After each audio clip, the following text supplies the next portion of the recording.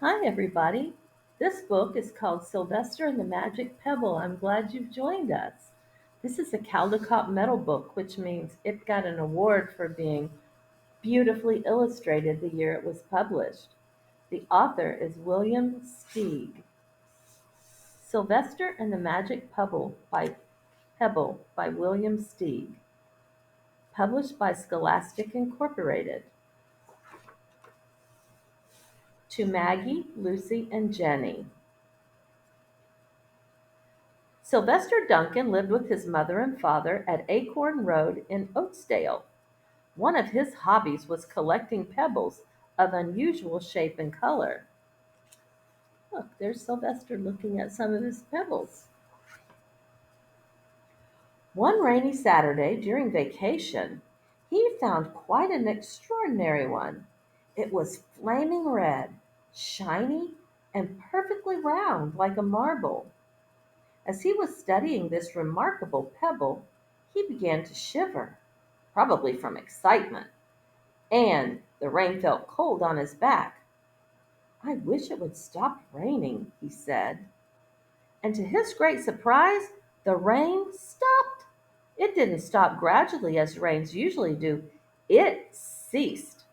The drops vanished on the way down. The clouds disappeared. Everything was dry and the sun was shining as if the rain had never existed. Wow. In all his young life, Sylvester had never had a wish gratified so quickly. It struck him that magic must be at work, and he guessed that the magic must be in the remarkable looking red pebble, where indeed it was.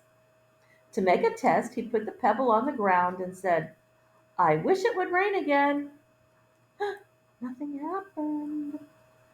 But when he said the same thing, holding the pebble in his hoof, the sky turned black, there was lightning and a clap of thunder, and the rain came shooting down.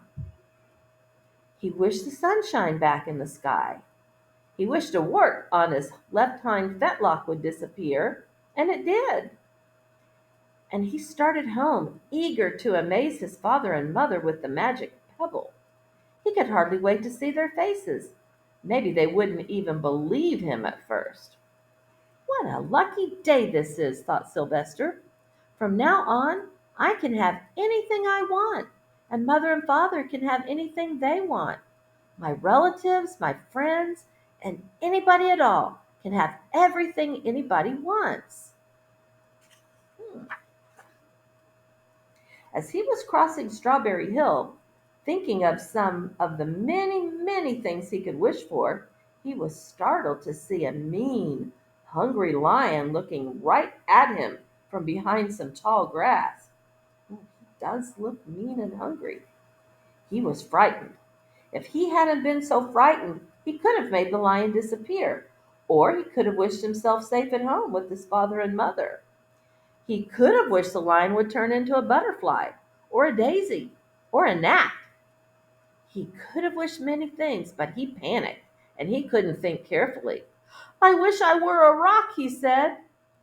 And he became a rock. The lion came bounding over, sniffed the rock 100 times, walked around and around it, and went away confused, perplexed, puzzled, and bewildered. Ooh, those are interesting words. "I saw that little donkey as clear as day. Maybe I'm going crazy," he muttered. And there was Sylvester, a rock, on Strawberry Hill, with the magic pebble lying right beside him on the ground. He was unable to pick it up. "Oh, how I wish I were myself again," he thought. But nothing happened. He had been touching the pebble to make the magic work, but there was nothing he could do about it now. His thoughts began to race like mad. He was scared and worried. Being helpless, he felt hopeless. He imagined all the possibilities, and eventually he realized that his only chance of becoming himself again was for someone to find the red pebble and wish the rock next to it would be a donkey. Hmm. Someone would surely find the red pebble. It was so bright and shiny. But what on earth would make them wish it were a donkey? The chance was 1 in a billion at best. Sylvester fell asleep. What else could he do? Night came with many stars. Look how beautiful. Meanwhile, back at home, Mr. and Mrs. Duncan paced the floor, frantic with worry. Sylvester had never come home later than dinner time. Where could he be? They stayed up all night wondering what had happened, expecting that Sylvester would surely turn up by morning, but he didn't. Of course, Mrs. Duncan cried a lot, and Mr. Duncan did his best to soothe her. Both longed to have their dear son with them. "I will never scold Sylvester again as long as I live," said Mrs. Duncan, "no matter what he does." At dawn, they went inquiring of all the neighbors. Do you know what inquiring means? It means asking. So they were asking about Sylvester. They talked to all the children, the puppies, the kittens, the colts, and the piglets. No one had seen Sylvester since the day before yesterday. They went to the police. The police could not find their child. All the dogs in Oatsdale went searching for him. They sniffed behind every rock, every tree, every blade of grass, into every nook and gully of the neighborhood and beyond, but found not a scent of him. They sniffed the rock on Strawberry Hill, but it smelled like a rock. It didn't smell like Sylvester. After a month of searching the same places over and over and over again, and inquiring of the same animals over and over again, Mr. and Mrs. Duncan no longer knew what to do. Excuse me. They concluded that something dreadful must have happened, and that they would probably never see their son again, though all the time he was less than a mile away.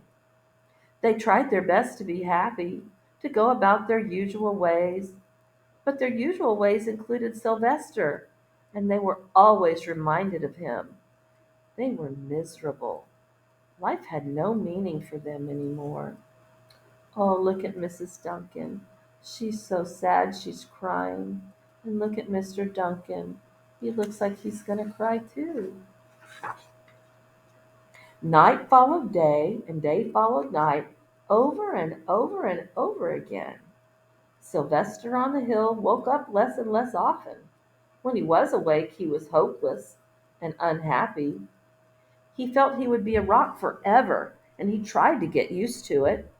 He went into an endless sleep. The days grew colder.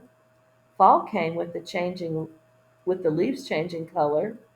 Then the leaves fell and the grass bent to the ground.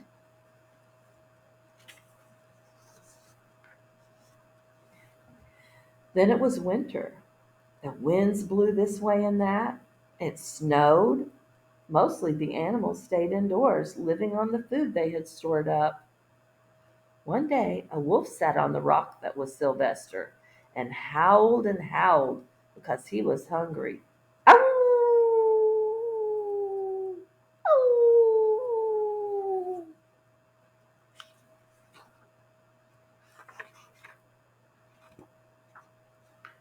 One day in May, Mr. Duncan insisted that his wife go with him on a picnic. "Let's cheer up," he said. "Let us try to live again and be happy, even though Sylvester, our angel, is no longer with us." They went to Strawberry Hill. Mrs. Duncan sat down on the rock. The warmth of his own mother sitting on him woke Sylvester up from his deep winter sleep. How he wanted to shout, "Mother, Father, it's me, Sylvester. I'm right here." But he couldn't talk. He had no voice. He was stone dumb. Dumb means you're not able to talk. Mr. Duncan walked aimlessly about while Mrs. Duncan set out the picnic food on the rock. Alfalfa sandwiches, pickled oats, sassafras salad, and Timothy Compote. Suddenly, Mr. Duncan saw the red pebble. "What a fantastic pebble!" he exclaimed. "Sylvester would have loved it for his collection." He put the pebble on the rock. They sat down to eat. Sylvester was now wide awake as a donkey that was a rock could possibly be. Mrs. Duncan felt some mysterious excitement. "You know, Father," she said suddenly, "I have the strangest feeling that our dear Sylvester is alive and not far away." I am," Sylvester wanted to shout, but he couldn't. If only he had realized that the pebble resting on his back was the magic pebble. "Oh, how I wish he were here with us on this lovely May day," said Mrs. Duncan. Mr. Duncan looked sadly at the ground. "Don't you wish it too, Father?" she said. He looked at her as if to say, "How can you ask such a question?" Mr. and Mrs. Duncan looked at each other with great sorrow. "I wish I were myself again. I wish I were my real self again," thought Sylvester. And in less than an instant, he was. You can imagine the scene that followed: the embraces, the kisses, the questions, the answers, the loving looks, and the fond exclamations. When they eventually calmed down a bit and had gotten home, Mr. Duncan put the magic pebble in an iron safe. Someday they might want to use it, but really, for now, what more could they wish for? They had all that they wanted. Oh, look at Duncan family, all so happy. Mr. and Mrs. Duncan have their son home, and Sylvester is no longer a stone up on Strawberry Hill. The end. Wow, what a fun book. That is a beautiful book. This edition is available for distribution through the school market, Scholastic Incorporated. I love this book and I'm so happy you joined us. This is a wonderful book. Well, catch me on the next book. Bye, everybody.